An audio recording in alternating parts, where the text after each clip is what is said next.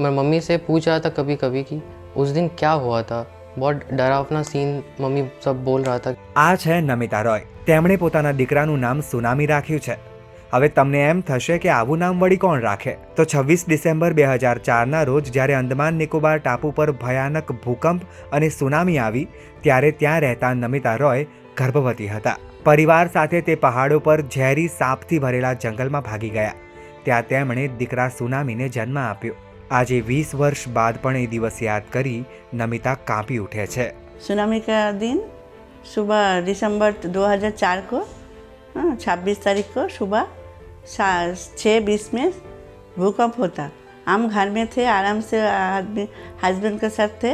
फिर अचानक भूकंप हुआ, पूरा हिलता। हिलने के टाइम वो मेरा बड़ा बेटा को लेके मेरा हस्बैंड बाहर चले गया, पीछे से गेट से भागा। हम भागे नहीं सका, हम सामने से हम गिर गया।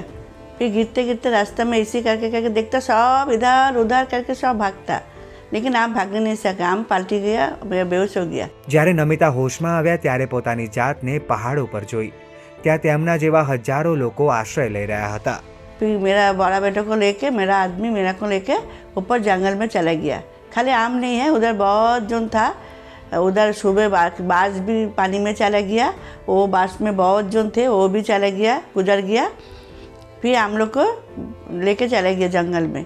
उधर ही रात को वो दिन मेरा डिलीवरी हुआ। डिलीवरी होने के बाद 3 दिन उधर ही पड़ा था। मेरा फिजिकल प्रॉब्लम बहुत खराब था। નમિતાના દીકરા સુનામી માટે તેની માતા દુનિયાની સૌથી મજબૂત મહિલા છે. मैं मम्मी से पूछ रहा था कभी कभी कि उस दिन क्या हुआ था। बहुत डरावना सीन मम्मी सब बोल रहा था कि बहुत आसपास डेथ हो रहा था। मेरे को लेके मतलब बहुत टेंशन था सब लोग, कैसे ही बच्चा बचेगा इस हालात पर, सिचुएशन में कैसे बचेगा सब। वो कैसे भी मम्मी ने मुझे जन्म दिया उस हालात पर। मुझे मतलब मम्मी मुझे बर्थ दे के ना बहुत, क्या ये बोलूँ, मुझे उस दिन सोचने से भी मुझे दिल घबराता है बहुत। નમિતા રોયના પતિ લક્ષ્મીનારાયણનું કોરોના મહામારીમાં મોત થઈ ગયું. એના પછી તેઓ પશ્ચિમ બંગાળના હુગલીમાં પોતાના બંને દીકરા સૌરભ અને સુનામી સાથે રહે છે.